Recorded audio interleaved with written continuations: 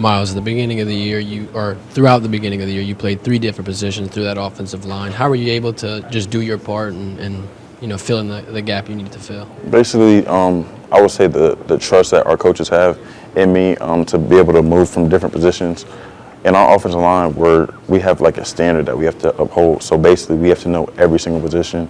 With the rights, just 1 through 5 positions, we have to know everything. So like today, for example, I was in meetings, and he had quizzed each person, like on the O-line, what each person's job is for that certain specific play. So just preparing us just to have like a great feel for each position and things like that. So when I had transition, it really wasn't like anything new. Like going from right tackle to right guard was basically the same because I knew what I was doing because he had prepared us to do that. And kind of speak on the development and the trust, how it's grown, how you guys have just been able to start firing on all cylinders. Basically, I would say I just believed in the process ever since I got here. Like when I was getting recruited here, Coach Kelly and Coach Davis both showed me like what their plans were and the process that they had for me and different things like that. And I'm not gonna lie, at first I didn't really trust it. So at first I was like, I'm at right guard, like I'm at right tackle, just different things. I was just confused on what their plan was for me. But I was like, just stick to my plan, just do what they tell me to do, and it's been working out ever since. So I just trust their process and their plan for me specifically and their plan for the O-line as well. What do you think about Coach Kelly has him able to communicate the preparation and just the plans so easily and have everyone buy in on it? I just think we all, like, as soon as I first met him and as soon as the other guys that were here last year, they had told me when they met him, they just knew he was business, knew that the process worked, and basically trusting it, him building habits, him holding us to a high expectation. A lot of people know the program from last year and didn't really expect us to do what we are this year, but Coach Kelly basically had that envision the whole time, and we just all had to buy into that system. And I feel like it started slow, but once we bought in from the spring to now the sky's the limit. So, and you see what we're doing currently. When you first came here, did you have the question in your mind, okay, can I play at this level, or can I prove, or I'm looking to prove that I can go Florida International, right? Yes, sir. Go from that to SEC and Jordan-Hare Stadium, the Swamp, all these places that you went this year. And do you feel like you proved it to yourself that, hey, I can play at this level? Yes, sir. I would say in high school I was very under-recruited because I was a late bloomer. I was like shorter, skinnier. I think my senior year of high school I was like about like 6'4", 260.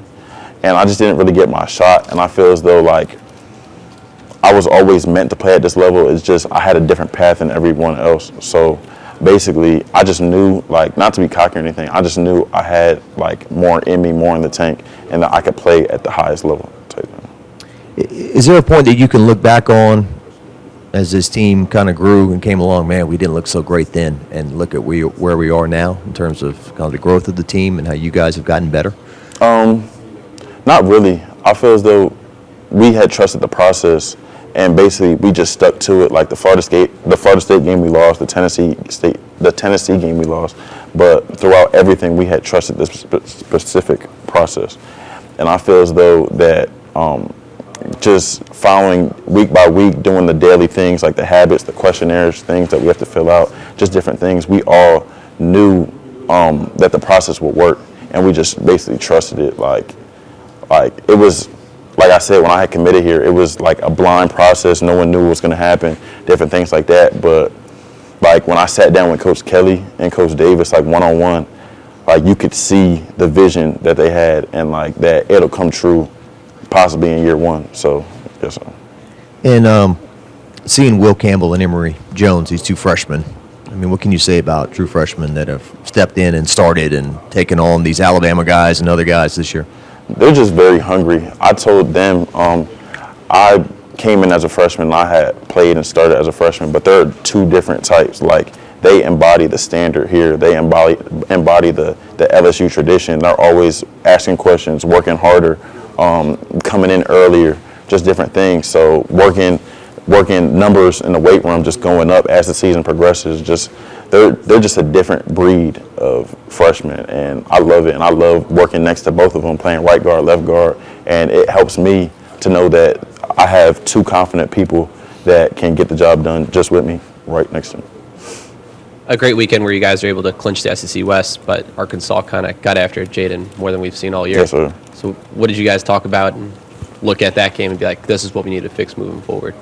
We just had to come down from all the hype and different things like that. I feel like last week we got a little like just separated from our process that I told you about and different things like that.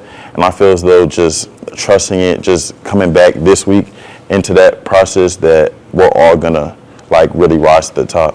It was just a different feel. We didn't really practice that well last Tuesday and different things like that. So I feel as though going into this week, just trusting that same process, we'll be able to get back into the flow of things like we were earlier in the season. So how do you create that flow when it's maybe a lesser opponent in UAB, someone who you could easily overlook again? How do you get back to what you? Now we treat all the opponents the same, Alabama, UAB, because the standard's the standard. Like we're gonna over prepare for Alabama, over prepare for UAB, over prepare for Tennessee. Whoever we face, we basically treat the process the same, and we don't want to underlook any opponent because opponents could catch you sleeping at any week.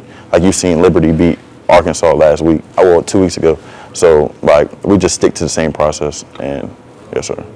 And how fun is it having Jaden be your quarterback, someone who's not afraid to run and extend the play with his legs and keeps things active for you? There's always someone extra to block. It's fun as on the field as well off the field. We have a great relationship. We talk to each other about like different things, different life things. Like he takes us aside to make sure we straight and different things like that. So I feel as though our relationship off the field helps us on the field become more tight, and we don't want anything to happen to him because like we know like he's a great piece, a big piece to our offense. So we just want to make sure he's protected and different things like that. But I just think the off the field things translate to on the field things to like because he's our guy, so we trust him. So As an offensive lineman, can you maybe speak to how frustrating it must be for other teams to have Harold Perkins kind of wreck shop like he does, when the 5 offensive linemen are kind of doing their job, and here comes this number 40 flying in from left and right or whatever, huh? Yeah, Harold Perkins is a dog, and basically coming here, I've never seen, just like you said, Emery Will, Mason Taylor, Harold Perkins, they're all just hungry, and it's a different level that I've never seen before anywhere else. And like when you see him make plays, like it's just expected. Like I go on the sideline after we go over what happened in our plays, I look up, and he's making a play number 40, number 40, number 40. So I just feel as though like he knows the process and what he can do in this program. I just think he follows it as well, just to the T. So he's very confident, and that's how he makes plays. You're a fifth-year senior? No, I'm a true junior.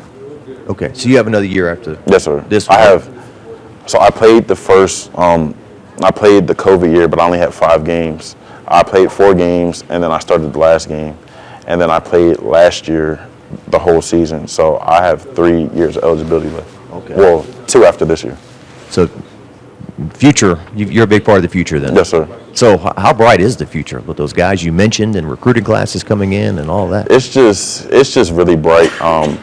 A lot of people thought that LSU would be back on top in the future, but Coach Kelly and the rest of the assistant coaches saw that plan sooner. Like we talk to the strength coaches a lot, and they always say like, why not now? Why can't we be what everyone thinks we'll be in the future now? So I feel as though we'll just apply the same process, and then we'll have more like gel, we'll communicate better, we'll have like a lot of people back, and I feel like the sky's the limit. It's very evident that just with every guy we talk to who comes in here, Brian Kelly has drilled into all of your heads. What's important now? Focusing on the next team, not getting caught up in last week or the week before.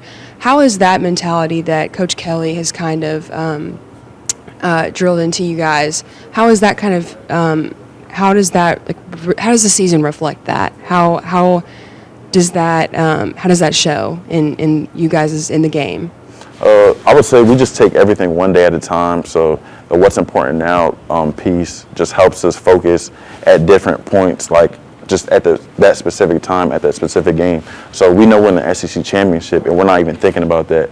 We know a lot of people think that UAB is a lesser opponent, but we're treating them as a high opponent. So we just stick to the script so that we could handle every situation right then and there, so we could dominate each week. So when you look back, it's just piece by piece by piece, and then it comes together as a whole, if that makes sense.